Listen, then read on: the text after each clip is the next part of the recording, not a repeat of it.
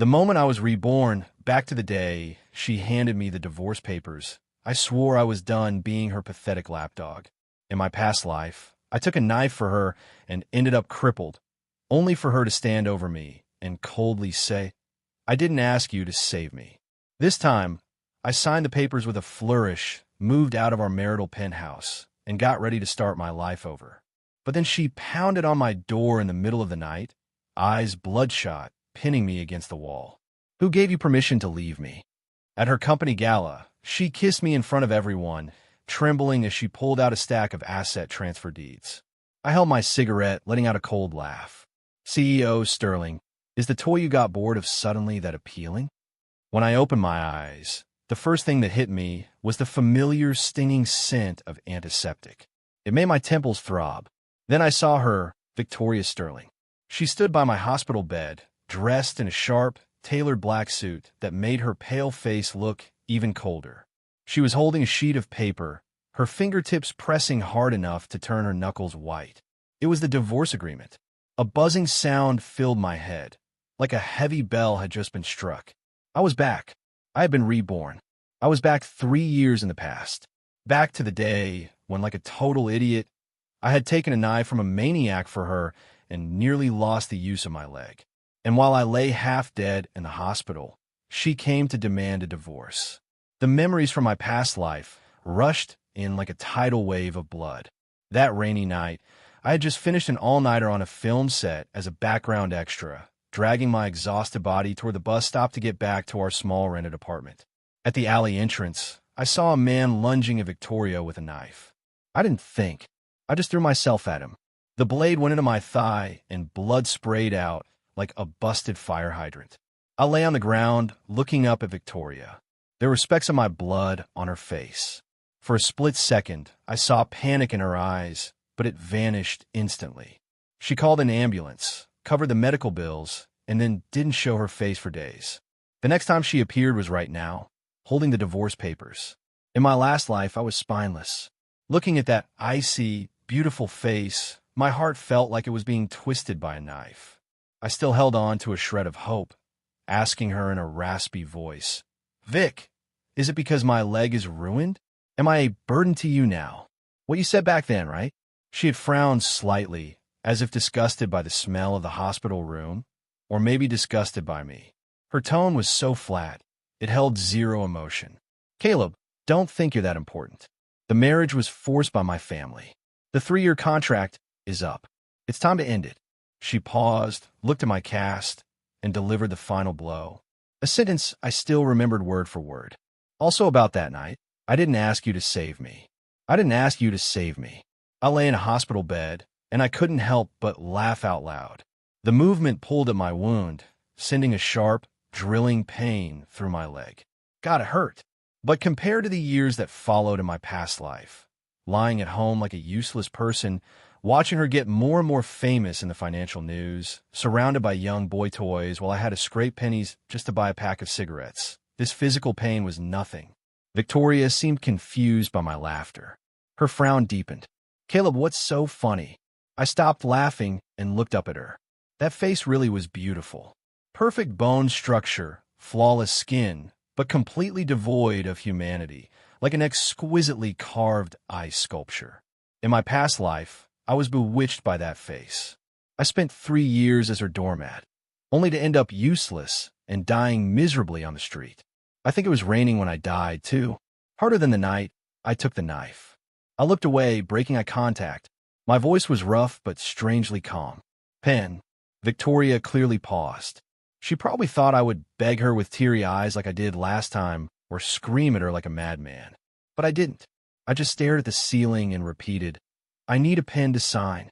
She was silent for a few seconds before pulling an expensive fountain pen from her suit pocket and handing it to me. I took it. My fingers brushed against hers, ice cold. Without hesitation, I flipped to the last page, found the signature line, and scrawled my name. Caleb Stone. The letters were a bit crooked since my leg pain was making my hand shake, but it looked a hell of a lot better than the ugly, trembling signature I had written in my past life. I handed the papers back to her. "Done." Victoria took the agreement, staring at the signature. Her expression was complicated for a split second before she reverted to her usual unshakable mask. Regarding the asset division, I'll have my lawyer. No need, I interrupted. I'm leaving with nothing. I don't want a cent of your money. I just want to cut ties with this woman and this messed up past as quickly as possible. Victoria looked at me, saying nothing. I closed my eyes.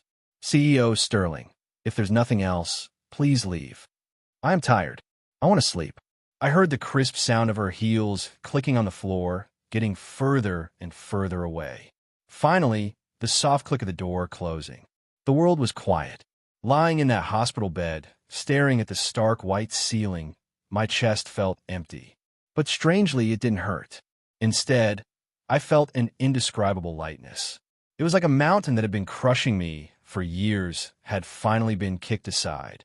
Screw love. Screw Victoria Sterling. In this life, I was going to live for myself. I insisted on being discharged before my leg was fully healed. Victoria didn't show up again, only sending an assistant to ask perfunctorily if I needed help. I told the assistant to get lost. Using the meager savings I'd scraped together from my old acting gigs, I rented a studio apartment in a rundown building on the north side of the city. The environment couldn't compare to the downtown penthouse I used to share with Victoria, but I felt free. I didn't have to worry about dirtying expensive carpets. I didn't have to walk on eggshells, afraid of upsetting the great CEO, Sterling, and certainly didn't have to sit like a stone statue waiting for a wife who was never coming home. Every day, I hobbled around on my bad leg, cooked plain instant noodles, watched movies, played on my phone, and figured out what I was going to do once I healed up. I definitely couldn't go back to the entertainment industry like a fool. I had no connections, no background, and my looks were merely decent. Staying in Hollywood or the local scene would just mean dying as a background extra again. I needed a legit job that paid quickly. One afternoon, I was leaning back on a creaky secondhand sofa, scrolling through job listings on my phone when there was a knock at the door. It was urgent. I assumed it was the landlord rushing me for rent again. So I dragged my slippers over to open it. When the door swung open, I froze. Victoria stood there. She wasn't wearing a suit. She had on a beige trench coat. Her hair fell loosely over her shoulders, and her face had an unnatural flush, like she was drunk or had been running. Her eyes weren't their usual clear, cold selves. They were unfocused, staring straight at me. My first instinct was to slam the door, but she suddenly reached out and blocked it, her strength surprising me. "Caleb," she started, her voice raspy and breathless. I frowned. "CEO Sterling, can I help you? I already signed the papers. We're done." It was like she didn't hear me. She kept pushing against the door, her eyes scanning my face before dropping to my messy hair and old t-shirt, unkempt from days of recovering at home. "You're living in a place like this."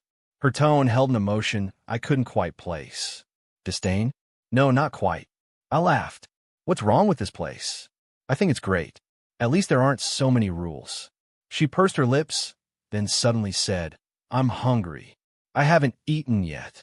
She repeated it, her gaze stubborn. I almost laughed out of anger. "Victoria, are you okay? What does your hunger have to do with me? Go find one of your Michelin star chefs to cook for you. Why come to me? All I have is instant noodles." She didn't move, didn't speak, just stared at me. The dim hallway light hit the side of her face. The rims of her eyes looked red. We stood deadlocked in the doorway. After about a minute, I lost my patience and shoved the door to close it. She used that momentum to lunge forward, squeezing through the gap and nearly crashing into my chest. The scent of alcohol mixed with her usual cold perfume hit me. My leg wasn't fully healed, and the impact made me stumble back a couple of steps. She took the opportunity to force her way in and kick the door shut behind her. Slam! She had locked me and herself inside this rundown 200-foot studio. My temper flared instantly. "Victoria, what the hell do you want?" I growled, suppressing my rage. Was this woman sick? The divorce papers were signed. Why was she here looking for trouble? She ignored me, looking around my tiny apartment. It was simple. A bed, an old sofa, a small table, and my luggage piled in the corner. Definitely shabby. She walked to the small table, saw the half-eaten cup of noodles, and frowned immediately. You're eating this? What else? I snapped. CEO Sterling, if you came to tour the slums, have you seen enough? Can you leave now? She turned to face me, her chest rising and falling slightly. Come back with me, she said. I doubted my hearing. Go back where? Home. She looked into my eyes. Our home. I stared for a few seconds, and then I couldn't help it. I burst out laughing. I laughed so hard my wound hurt. Home, Victoria. Which home? That massive house. You didn't spend a total of 1 month in over 3 years? You called a home. I stopped laughing and looked at her coldly. That's just one of your real estate assets. It has nothing to do with me anymore. The agreement is signed. We can void it, she said quickly, her tone almost pleading. I can tear up the papers. I narrowed my eyes, studying her. Something was wrong. This was way off script. In my past life, at this exact time, she couldn't wait to cut ties with me. How could she be here saying this? Void it? Tear it up? When had Victoria Sterling ever gone back on her word? Are you drunk? I asked. No, she denied. But the flesh on her face and the smell of alcohol said otherwise. Then what set you off? I sneered. What? Did you realize that without me as a shield, you can't handle your family pushing you to remarry? Or did you suddenly grow a conscience and feel bad for your unlucky ex-husband who took a knife for you? Her lips moved, but she didn't speak. Her expression was a complex mix I couldn't decipher. Pain, regret, struggle, and even a trace of something I'd never seen in her eyes, fragility. I didn't have the energy to figure out what game she was playing. I pointed at the door. Victoria, I don't care what kind of episode you're having today. Get out of my house now. She didn't move. Instead, she took a step toward me. Caleb. Her voice dropped low, carrying a strange tremor. Can we not divorce? My heart skipped a beat, but immediately a wave of anger washed over it. Not divorce? In my past life, when I begged like a dog for you not to leave, what were you doing? Now you come here telling me not to divorce? Are you playing me? No, I said, cutting the air with finality. No room for negotiation. Her eyes seemed to widen, and she stepped closer again. Instinctively, I backed up until the back of my knees hit the bed frame, and I fell onto the mattress. She leaned down, planting both hands on either side of me, trapping me between her body and the bed. The posture was incredibly oppressive. Her scent and the alcohol fumes enveloped me aggressively. Victoria, I panicked slightly, trying to push her away. But when my hands touched her shoulders, I felt her body trembling. Who gave you permission to leave me? She asked, enunciating every word, staring into my eyes. Her rims were red, looking like a rabbit cornered in a trap. But her gaze was fierce enough to bite.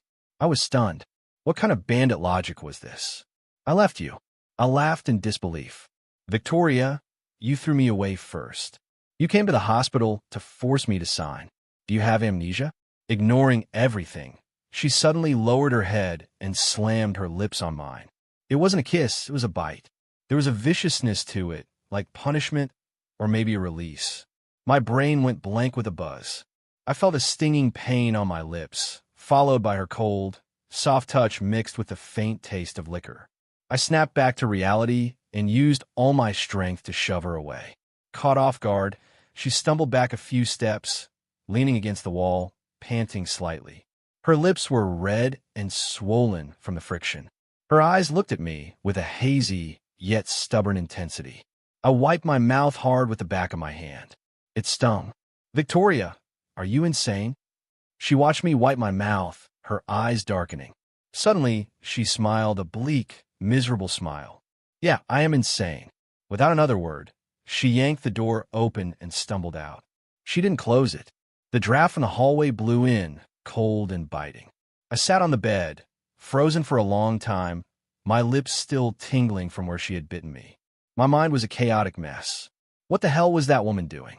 I thought Victoria had just been drunk and acting out that night, that it was a one-time thing. I was wrong. It was just the beginning. 2 days later, I got a call for an interview at a small company I'd applied to. I cleaned myself up and hobbled over. The process was smooth. The company wasn't big and didn't have high demands for someone with a thin resume like mine. The manager hired me on the spot to start the following Monday as an operations assistant. It was grunt work with low pay, but it was legitimate income. My mood lifted slightly. It felt like my new life finally had some hope. Leaving the office, I planned to stop by a nearby market to buy some groceries and celebrate.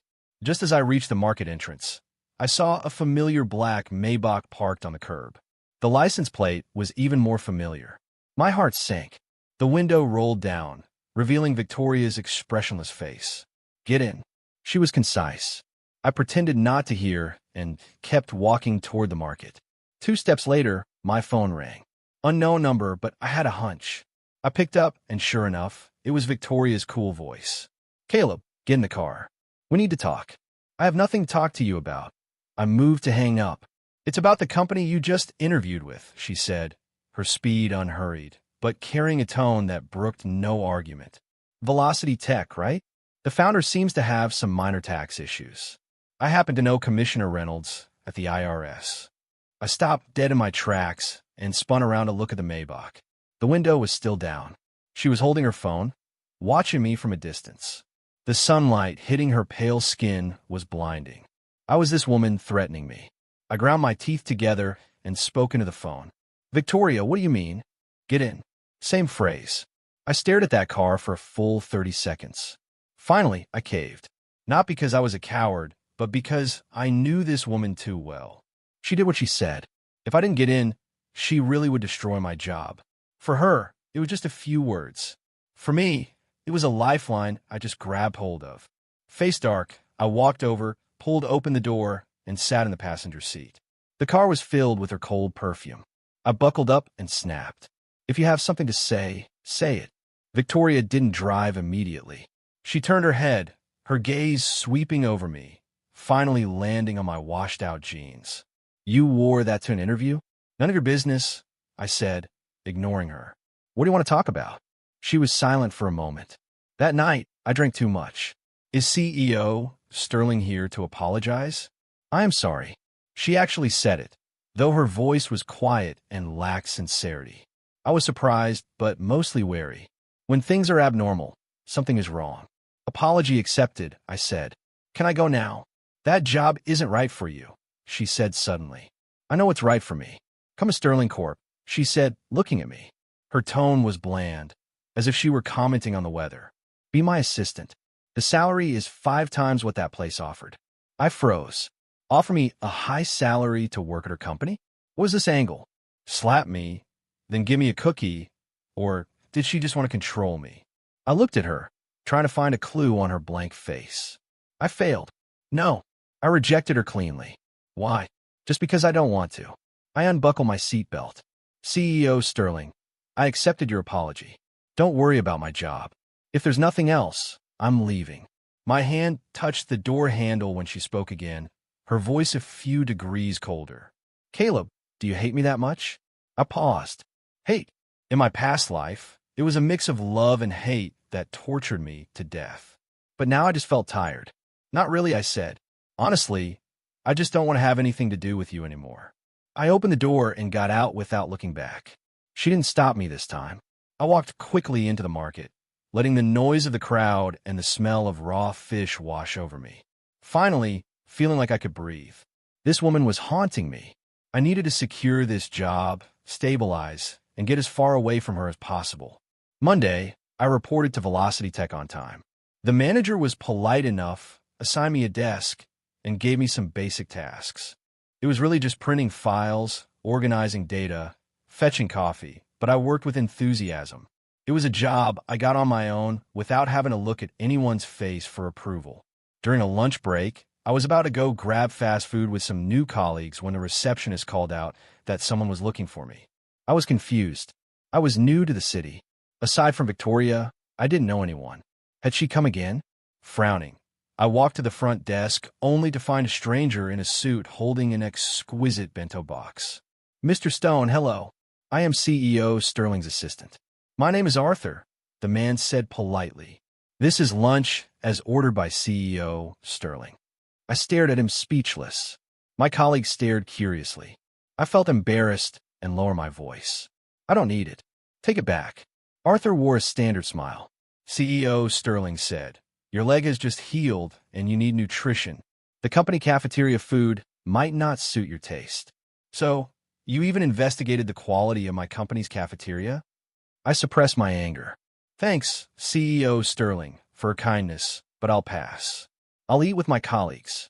Arthur kept smiling but didn't budge, clearly not leaving until the mission was accomplished. We stood in a standoff at the front desk. My colleagues' gazes were getting more and more curious. I really didn't want to be the center of attention on my first day, so I caved and took the heavy food container. Fine, I took it. You can go. Arthur bowed slightly. Enjoy your meal, Mr. Stone. He turned and left, carrying a high-end box. I slunk back to my desk under the probing eyes of the office. Opening it, the food was exquisite. Balanced meat and vegetables still steaming, obviously from a high-end restaurant. A colleague leaned over, amazed. Wow, Caleb, nice. Which place is that from? Michelin star? Your friend is really generous. I forced the corners of my mouth up, but said nothing. Friend? It was my ex-wife who had just divorced me and was now inexplicably trying to suck up to me. The food tasted like wax. For the next few days, every noon, Arthur appeared on the dot, delivering a deluxe lunch without fail. I refused. I threatened, but he wouldn't leave until I accepted. The whole company knew that the new assistant, Caleb, had a super rich and caring friend. The manager began looking at me with newfound significance. I was going crazy. What the hell was Victoria trying to do? Beat me with a stick, then give me candy? And now she was force-feeding me sugar every day. The problem was this sugar was gritty. I couldn't swallow it. Friday night, I worked a little late. When I left, it was already dark. I dragged my aching leg toward the bus stop. Just as I got there, the haunting black Maybach pulled up in front of me again. Window down. Victoria in the driver's seat. Get in.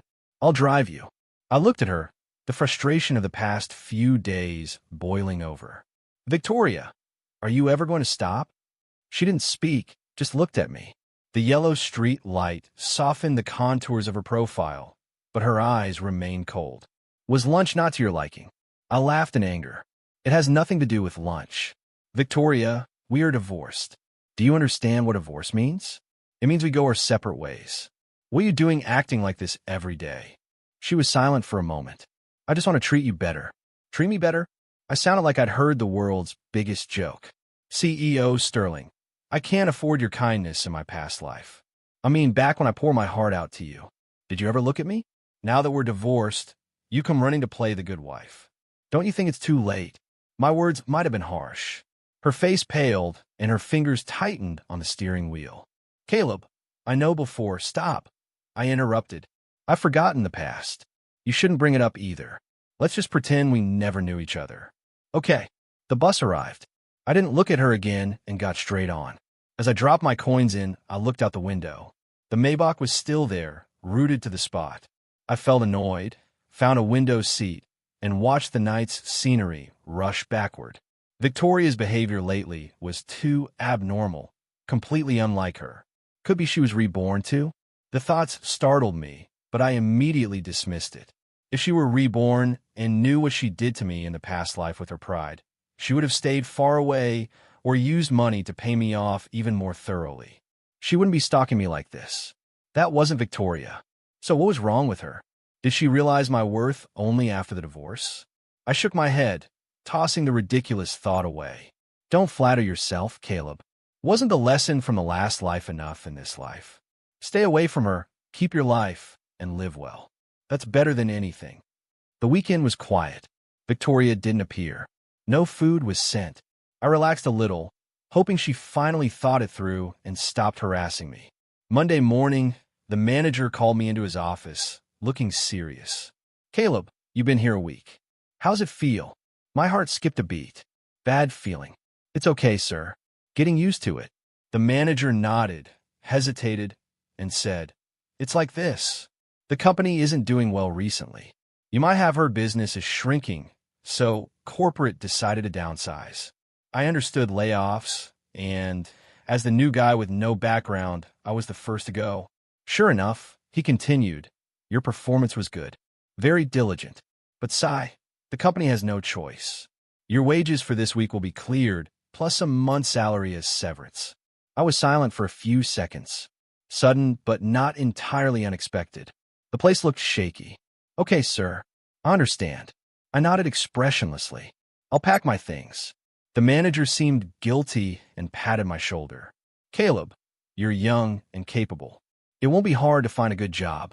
I smiled and said nothing, packing my meager personal items under the sympathetic or curious gazes of my colleagues. I walked out of the building holding a cardboard box. Standing on the busy street, the sun was blinding. Job gone. Even if it was grunt work, it was my only source of income.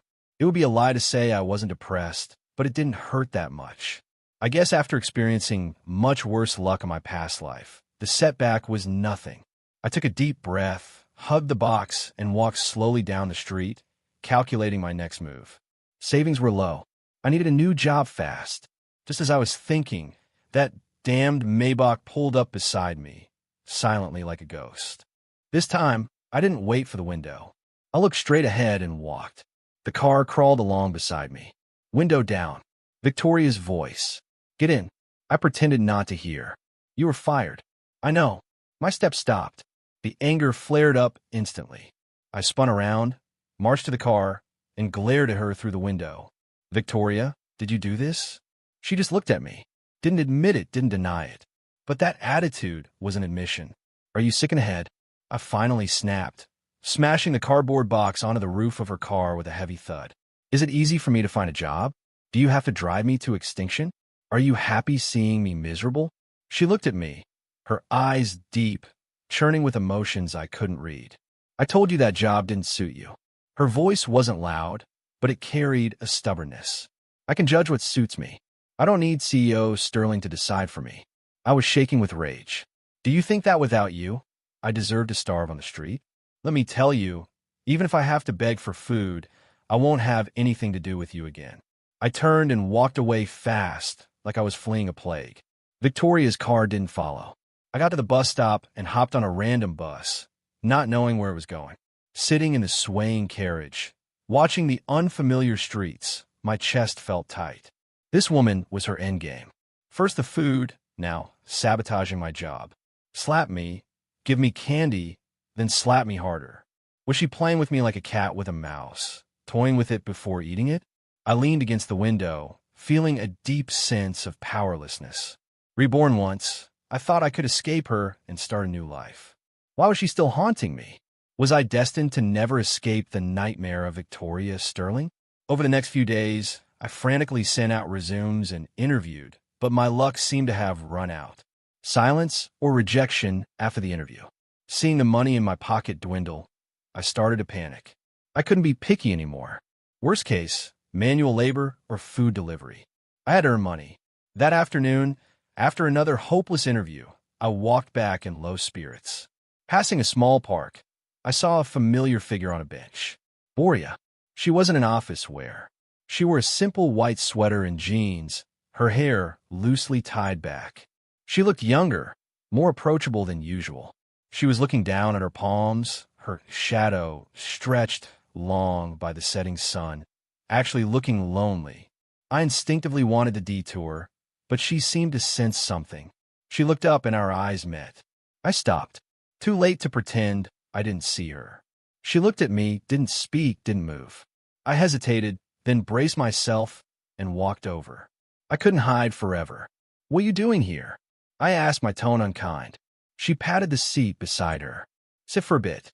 I stood still. State your business. She didn't push it. Her gaze drifted to some kids skateboarding in the distance. Softly, she said, just passing by. Got tired, resting. I didn't believe a word. This area wasn't a business district. CEO, Sterling passing by here? Oh, what's the job hunt? She asked suddenly. I eyed her wearily. Thanks to you, not great. She was silent for a moment. My company has an opening. Marketing specialist. We're short-staffed. If you're interested.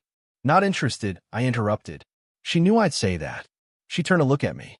The sunset plated her cold, pale skin in warm gold, but her eyes remained clear.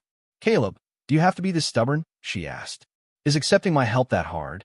It's not hard. I looked her in the eye. It's impossible. Why? Because I don't want any connection with you. I enunciated every syllable. Victoria, seeing you reminds me of the idiot I was running circles around you. It makes me sick. Do you understand? My words were like knives.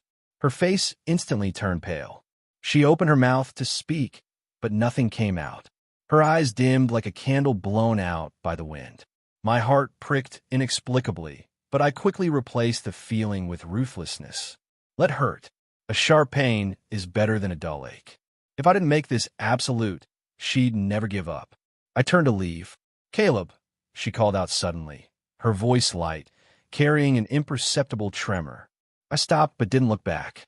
If I said I regretted it, my body went rigid. Regret. Victoria Sterling felt regret. Did the sun rise in the west?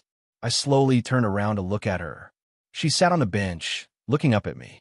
Her eyes were red, shimmering with tears, a fragile look I had never seen before. My heart, uncontrolled, clenched tight. But the next second, the words she spoke of my past life rang clearly in my ear. I didn't ask you to save me. That inexplicable throb was instantly crushed by icy hatred. I looked at her and pulled a smile devoid of warmth. Victoria, there is no cure for regret in this world. Some things once done are done. Some people once missed are missed for a lifetime. I walked away with long strides, not stopping. She didn't call me back. At the park entrance, I couldn't help glancing back. She was still sitting on that bench.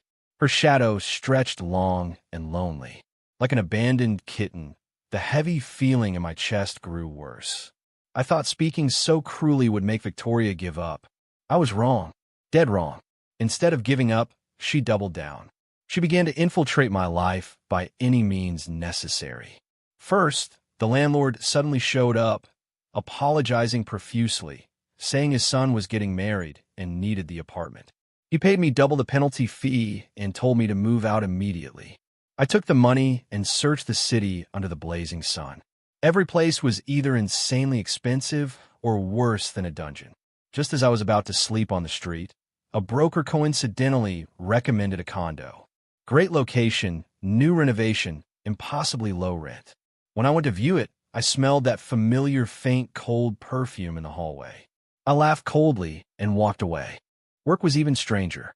Every time I got an interview, the position would be canceled or I'd be told the role was filled upon arrival. Once I even saw Arthur, her assistant, walking out of a building where I had an interview. I stood on the busy street, watching him drive away, feeling like a mouse toyed with by a cat. Nowhere to run. She cut off all my retreats, forcing me into a corner. I moved into a pay-by-day motel. Damp room, peeling paint. Money flowed out like water. No job in sight. Anxiety and anger grew in my heart like weeds. That night, torrential rain pounded the windows. I lay on the bed, staring at a stubborn water stain on the ceiling, wondering if I really had to go work construction tomorrow. Knock, knock, knock. Heavy, born carrying an arrogance that refused rejection. My heart sank. I had a strong feeling. I walked to the door and looked through the peephole. Victoria. She was soaked, hair plastered to her pale cheeks, expensive trench coat dripping, a puddle forming at her feet. Her eyes were full of broken blood vessels. The look in them wasn't her usual coldness or brief fragility. It was a near-crazy obsession and desperation. Caleb, open the door. Her voice came through the wood, hoarse but commanding. I didn't move. I know you're in there. She started pounding. Open the door. The noise echoed in the quiet hallway.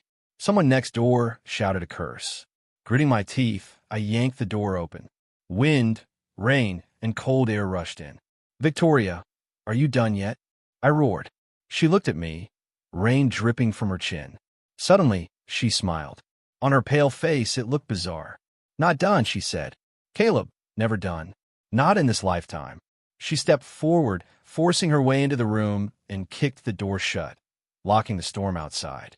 The cramped, damp room felt suffocating with her intrusion. You ruined my job. Left me homeless. I stared at her, chest heaving. What do you want now? To laugh at me? See how pathetic I am. I don't want to see you pathetic. She shook her head, stepping closer. Her wet clothes outlined her slender, tense frame. I want to see you back by my side. Dream on. Then don't blame me for forcing you. Her eyes went feral. She suddenly lunged, slamming me hard against the cold wall. My back screamed in pain. Before I could react, her lips, cold from the rain, yet burning with madness, blocked mine. The kiss held a destructive possessiveness. She pried my teeth open, entangled, sucked as if trying to swallow me whole.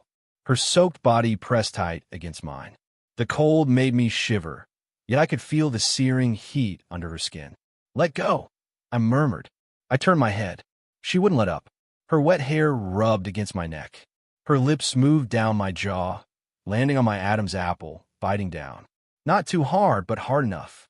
A shiver shot through my whole body. "Victoria, you're crazy." My voice trembled. "I am crazy." She looked up. Her eyes were terrifyingly red, but bright as fire. "I've been crazy since the moment you signed those papers." She pinned me with one arm and used the other to pull a thick stack of documents from her wet coat pocket, shoving them into my hands. "Pick it," she commanded, breathing fast. I looked down. Top sheet. Asset transfer agreement. Below that, stock certificates, real estate deeds, a thick stack. Most of her assets. "These are all yours." She stared into my eyes, her voice shaking but crystal clear. "My money, my company, everything I own. All yours." "I don't want it." I tried to shove them back. "You have to take it," she screamed, interrupting me, pressing my hands so hard her nails dug into my skin.